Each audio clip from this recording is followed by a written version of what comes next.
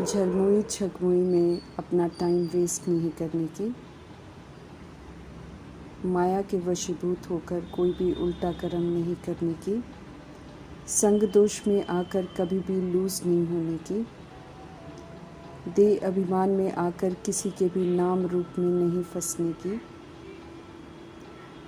घर की याद के साथ साथ बाप को भी याद करने की, याद के चार्ट की डायरी बनाने की, सारे दिन में क्या क्या किया है उसका पोता मेल रखने की, परमपिता परमात्मा की हम आत्माओं के लिए आज की मुरली से शिक्षा। अच्छाई से, दिव्यता से बुराई को, दैत्यपन को, आसुरीपन को ख़त्म कर सकते हैं कि समझ परमपिता परमात्मा से मिलती है। समझ देते हैं कि बुराई सिर्फ ख़त्म नहीं होती है, बल्कि बुराई को यूज़ करने वाली आत्मा भी परिवर्तित हो जाती है। रावण व्यर्थ है, रावण अपवित्रता है, इसको जलाना है नम्रता रूपी कवच के द्वारा। इस विधि से हम सभी के सच्चे स्नेही सहयोगी बनेंगे, खुद भी किसी के विपरीत स्वभाव संस्कार के वशीभूत नहीं होंगे और औरों को भी अच्छाई का सहयोग देते रहेंगे। समझ देते हैं कि कोई न कोई गुप्त वेश में आएंगे और संगठन में कमी ढूंढने की कोशिश करेंगे, परंतु हमें ये ध्यान रखना है कि हमें ज़रा भी संस्कार स्वभाव के टक्कर में नहीं आना है, अर्थात स्वधर्म में रहना, ये सदा याद रखना है। अगर कोई गाली भी दे, अगर कोई इंसल्ट भी करे, परमपिता परमात्मा जी का फरमान है कि आप सेंट बन जाओ, अर्थात शांत रहो, स्थिर रहो, संतुष्ट रहो। अगर कोई रॉन्ग भी करे तो ये उसकी समझ है, हमें रॉन्ग को देखकर रॉन्ग कर्म नहीं करना है। जब राइट की समझ मिली हुई है तो हमें राइट ही रहना है। कोई अगर जानबूझकर टक्कर लेता है तो भी हमको टक्कर नहीं करनी है, बल्कि उसे स्नेह का पानी देना है, स्नेह से उसे शांत कर देना है।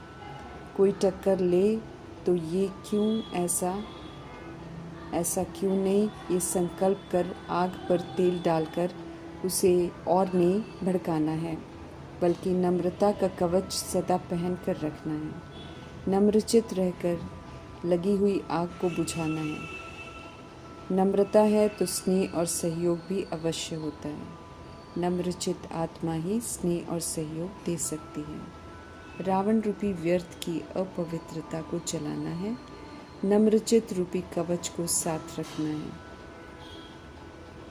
अभी सच्चा स्नेही, सच्चा सेवाधारी बनना है, वरदान को फलीभूत करना है। देह अभिमान में आते हैं तो मेरेपन की अनेक हद की भावनाएं उत्पन्न होती हैं।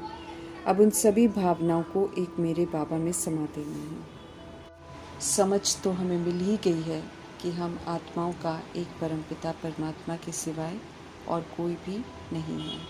बाकी सब हद का मेरा तो विनाशी भी है और परिवर्तनशील भी है। एक बाबा ही अविनाशी हैं, उन्हीं का सब कुछ है। हम सब रूहें हैं, हमें रूहानी रॉयल्टी और प्योरिटी की पर्सनालिटी को धारण करना है। रूहानी रॉयल्टी की नींव संपूर्ण पवित्रता है।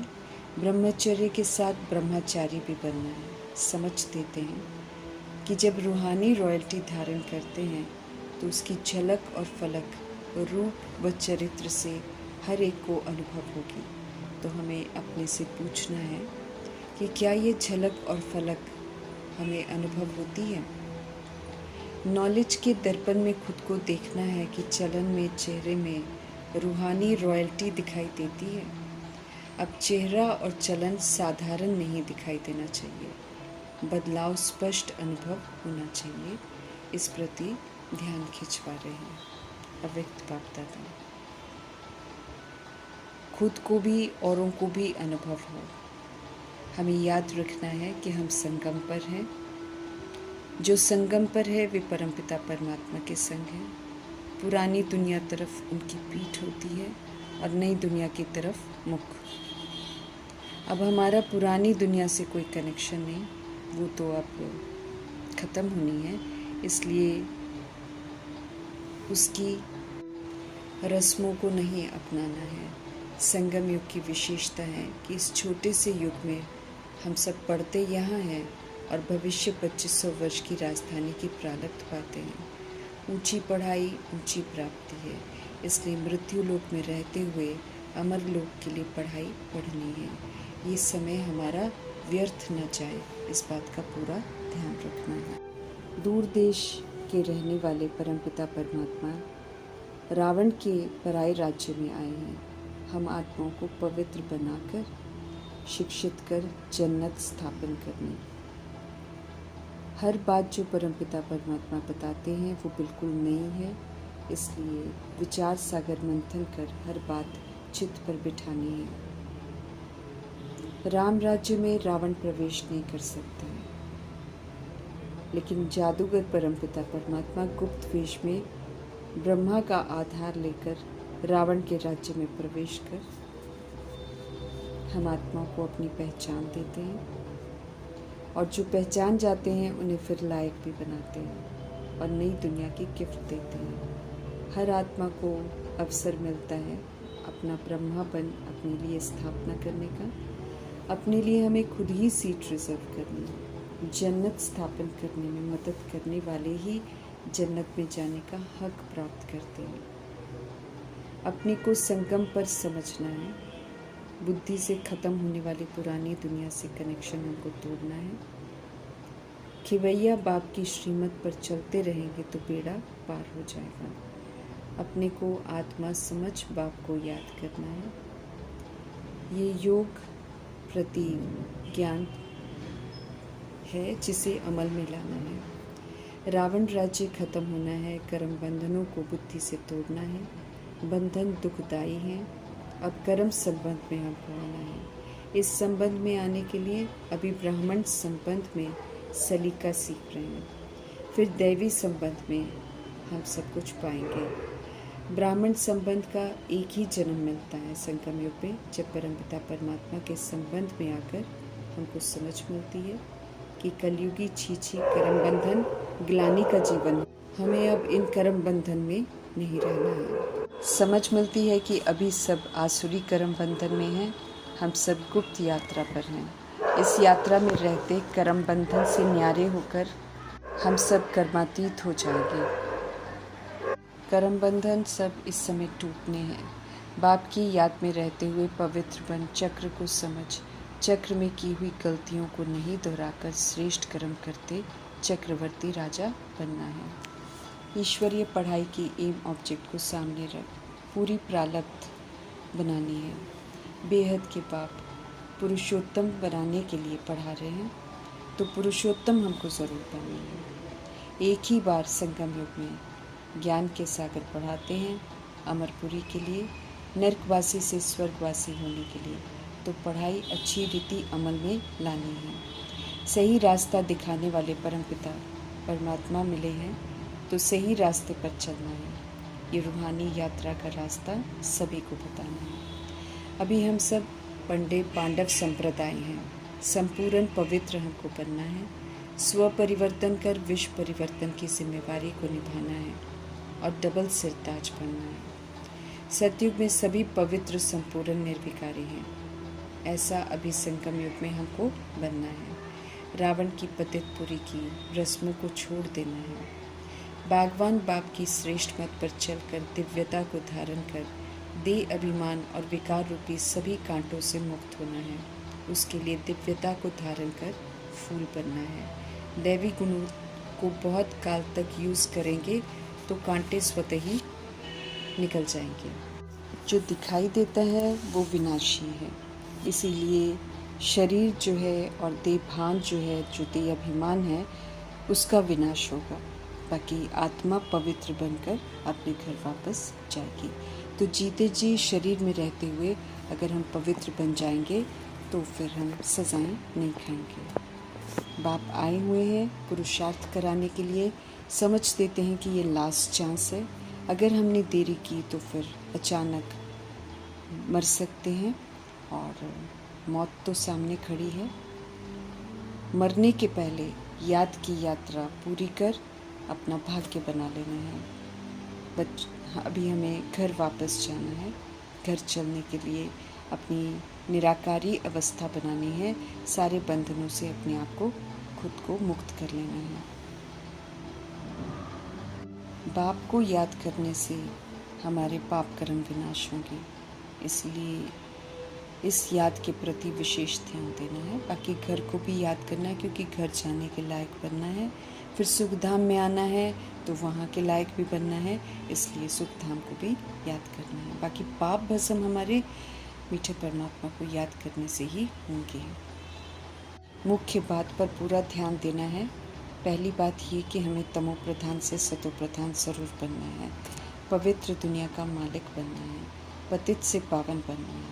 तो ये कैसे बनना है, इस प्रति विशेष अपना अटेंशन रखकर उस पुरुषार्थ में तत्पर रहना है। ज्ञान के सागर हम आत्मा को हर बात की समझ देते हैं। समझ को अमल में लेकर आना है। बाप को भूलकर हम सब दे अभिमानी हो गए हैं। अभी समझ मिली है कि हम असल में आत्मा है, तो आत्मा के शुद्ध अभिमान में रहना है कि हम परमपिता परमात्मा की संतान, परम धाम निवासी सतोगुणी आत्मा है।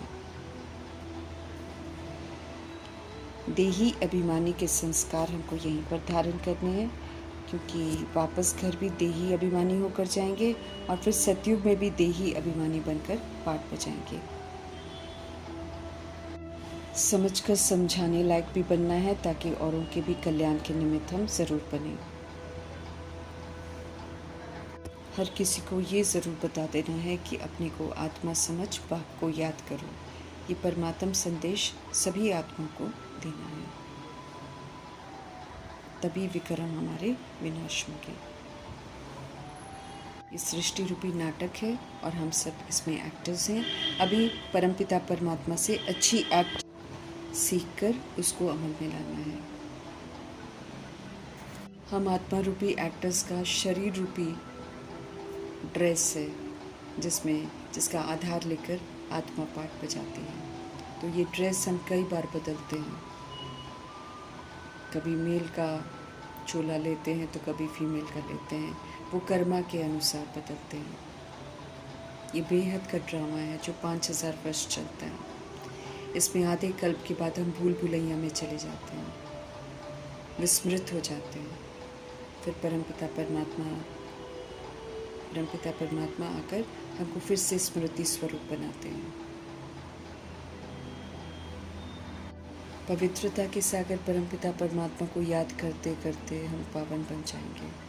जितना हम उनको याद करेंगे, जितनी सेवाएं करेंगे, उतना हम उच्च मर्तबा पाएंगे। याद में विघ्न जरूर पड़ते हैं, लेकिन विघ्नों की परवाह नहीं करनी है, याद में तत्पर रहना है। अगर हम पावन नहीं बनेंगे तो फिर हमको धर्मराजपुरी में सजाएं खानी पड़ेंगी, इज्जत भी जाएगी और मर्तबा भी चला जाएगा। साक्षात्कार करवा कर फिर हमको सज़ा मिलेगी।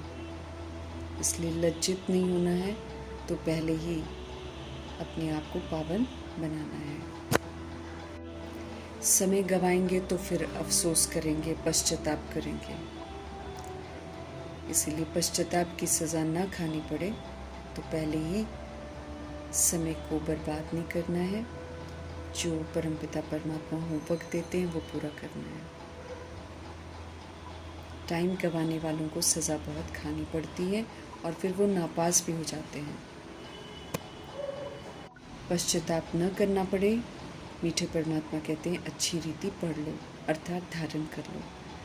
व्यर्थ की बातों में अपना समय नहीं गंवाना है। दुनियावी बातें व्यर्थ की बातें हैं। माया उल्टे काम ज़रूर कराती है, इसलिए माया के वशीभूत कभी नहीं होना है। वो एक तरह से पेपर लेती है, हमें उस पेपर में पास होना है। कमी कमज़ोरियों को यूज़ नहीं करना है। माया से धोखा नहीं खाना है। माया हमें उन सारे कामों के वशीभूत भी कर सकती है जो हमने कभी ना किया हो, क्योंकि काम, क्रोध, लोभ, मोह, अहंकार सब माया है, विकार है, तो किसी के वशीभूत भी कर सकती है। तो हमें किसी भी तरीके का लालच नहीं रखना है और किसी भी चीज़ में आसक्ति नहीं रखनी है, मोह नहीं रखना है और किसी भी तरीके का अहंकार नहीं रखना है, तो फिर इस तरह की परीक्षाओं में पास हो जाएंगे।